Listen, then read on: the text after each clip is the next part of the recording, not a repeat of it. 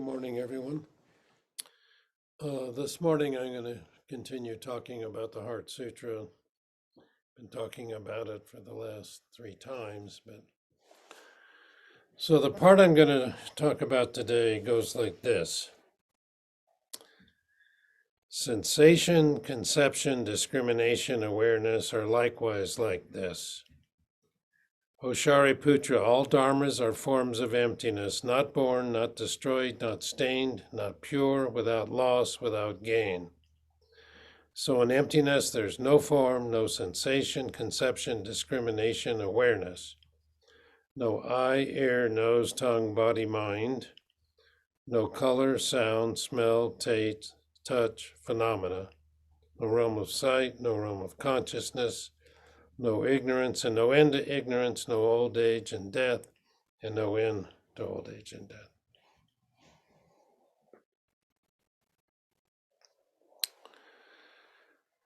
Okay, last time, a few weeks ago, we explored form as emptiness and emptiness as form.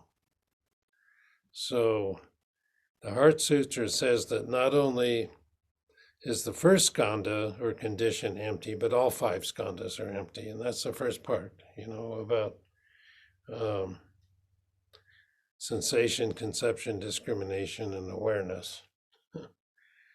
They're all empty. It includes all your feelings, your ideas, your thoughts, your awareness. All dharmas are forms of emptiness.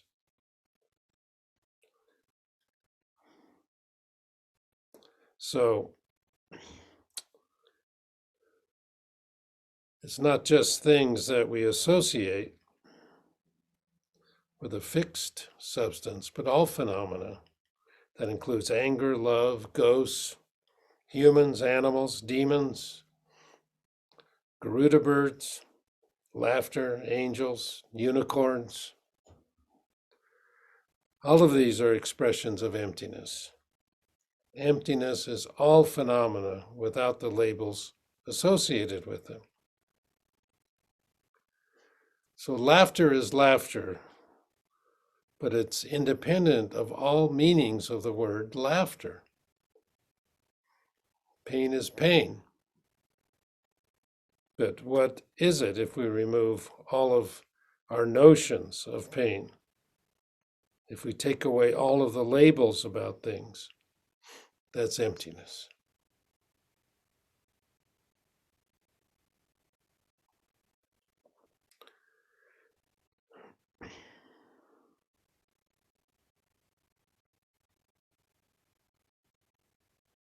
So it says, not born, not destroyed, not stained, not pure, without loss and without gain.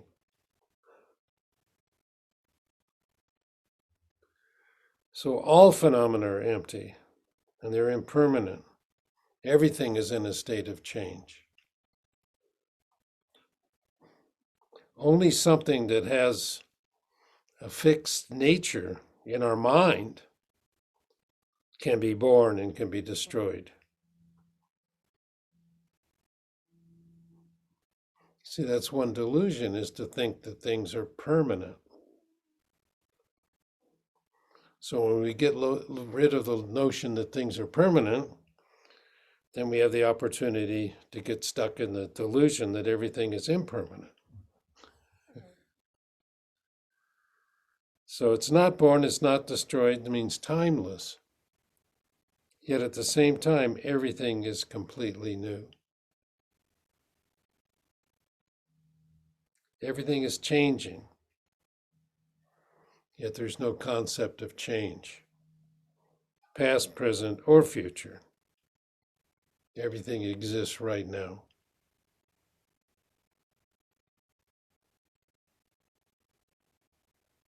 Some of you may have seen that movie that was popular a couple decades ago, I think by now, called Back to the Future, where the mad professor invented a time travel machine, which was a DeLorean luxury car. And then by going to the past, they were able to change it. The present was changed by changing the past. Buddhists can do that.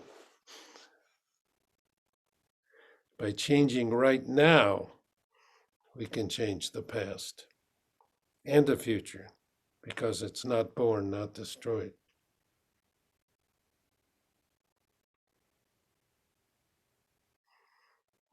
You might wonder about that. Maybe we'll get into that a little more.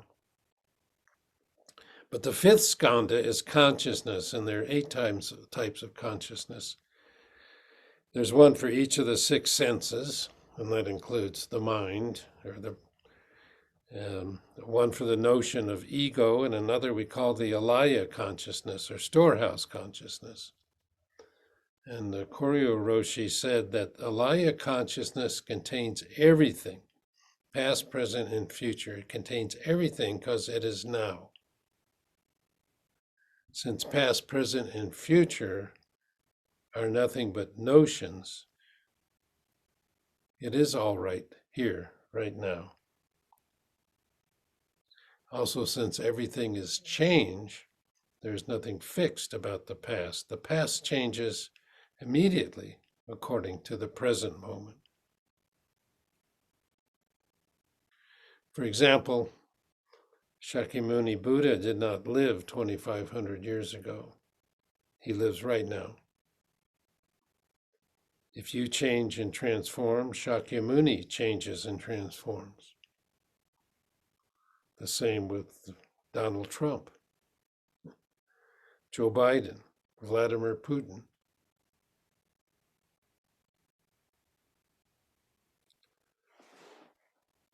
So this section that I read today not only says the 5 skandhas are all empty, all of the 5 heaps or 5 conditions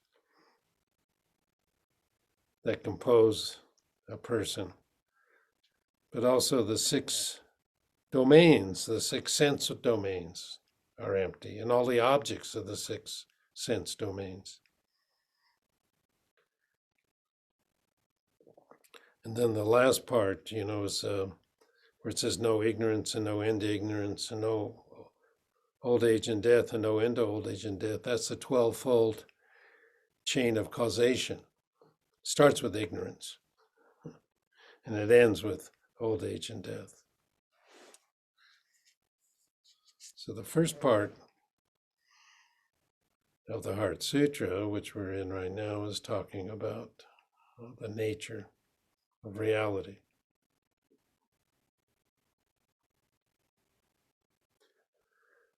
So the first of the 4 noble truths is that life is suffering. And by the way, next week we'll talk about what the Heart Sutra has to say about the 4 noble truths. You might be surprised. It says they're empty too. We suffer for all kinds of reasons. Not having things as we want them to be. We don't accept things as they are. There are 2 delusions concerning suffering. One is that everything is suffering, and the other is that there's no suffering, that everything's okay. But the main point is that any idea we have is a delusion. Things as they are not stained, not pure. It is our concepts that are delusion. We add qualities of good and bad to things, events, and ideas. When we live our lives independent of these notions, then we see that we don't die, nor are we born.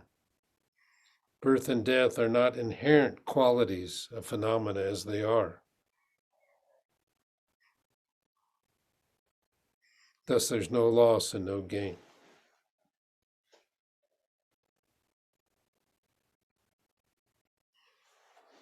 So I mentioned that the first part, so in emptiness, there's no form, no sensation, conception, discrimination, awareness. It's saying that all of the 5 skandhas are empty.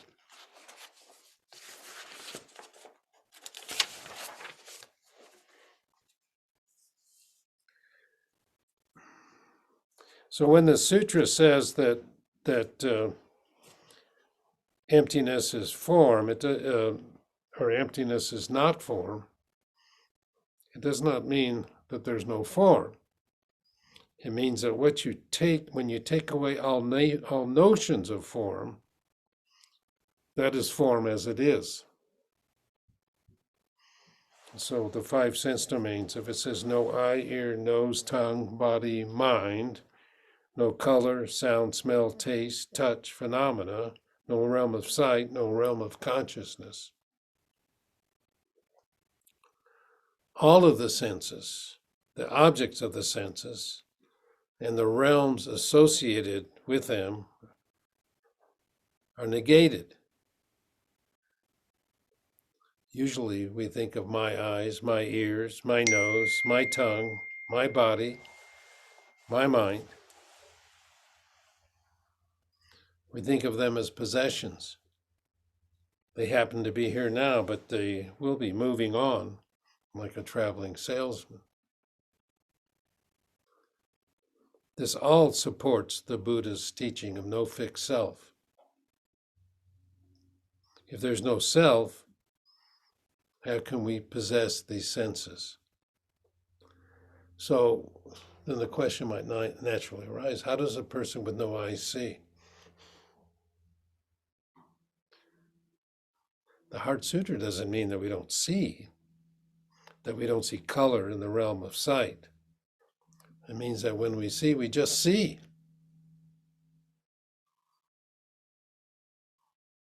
There's a famous story of, I can't remember his name, it was a Japanese Zen master who was the abbot of a monastery, and he decided that wasn't the life he wanted, and he became a vagrant, a beggar in Kyoto underneath a bridge. And they were trying to find him, and so the head monk at the monastery sent one of the other monks out with this cake to give to the missing abbot, because he loved that cake. He couldn't resist it. And he said, I want you to go up to all the vagrants that you see and say, can you take this cake without using your hands? And can you eat it without using your mouth? And so he went around under these bridges, and he finally found this one old guy, and he said that to him, can you take this cake without using your hands? And the guy looked at him and said, can you give me that cake without using your hands?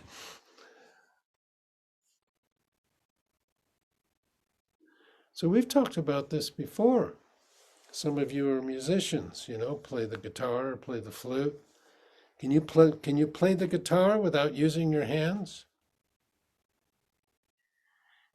When you really get into a groove of playing the guitar, when you're one with the instrument, your hands, your whole body, your whole being, and the guitar are not separate, then you're playing the guitar without using your hands. And in the Zendo, when we chant, we ask you to chant without using your mouth, without using your tongue, without using your vocal cords. And how do you do that? Just chant. Totally chant.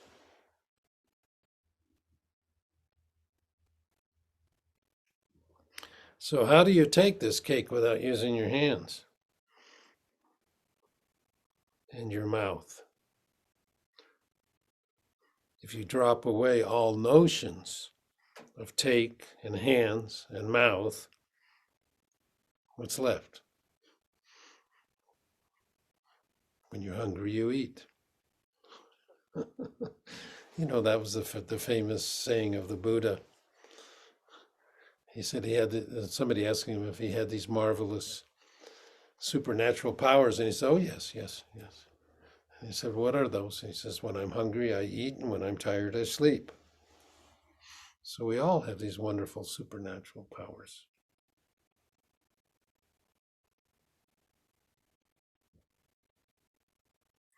So just thinking of owning or having or being something special just ties us up in invisible chains.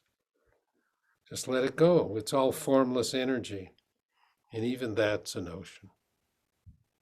So there's no ignorance and no end to ignorance, no old age and death, and no end to old age and death. So this is the 12-fold chain of causation I mentioned, starting with ignorance. The Buddha taught that this chain of conditions can be broken at any point. We break it by letting go of the notion of self. So I have a list here of all of the, it won't mean much, but it starts with ignorance, and then there's formation, consciousness, name and form, sense, faculties, contact, feelings or sensations, craving or thirst, clinging or grasping, becoming or worldly existence, birth or becoming, and then old age and death. And then we just keep going around and around in this cycle according to some Buddhist teachings. And just by realizing the emptiness of all of the 12-fold chain of causation is how we break the cycle. In order to do that, we have to realize there's no self.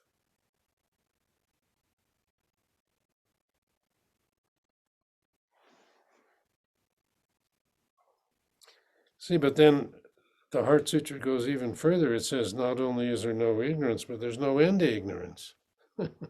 So it's not only negating it, but it's negating the negation.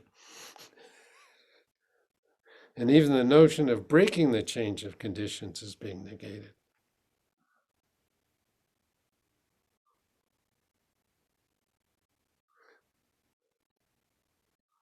So it's all conceptual, all in our mind. That's what the Buddha, said at the end of his life. He says, I've not uttered a single word. And there's a number of koans about how when the Buddha was enlightened, all it did was cause trouble.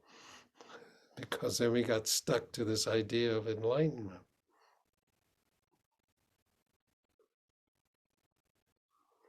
Then we try to find that instead of just being as we are, without adding anything extra or taking anything away. But the Heart Sutra is plucking everything away. And if we can really follow the teachings, if we can do it, then we can do what's called dying on the cushion and then being reborn. Again, without all of the baggage we're carrying around.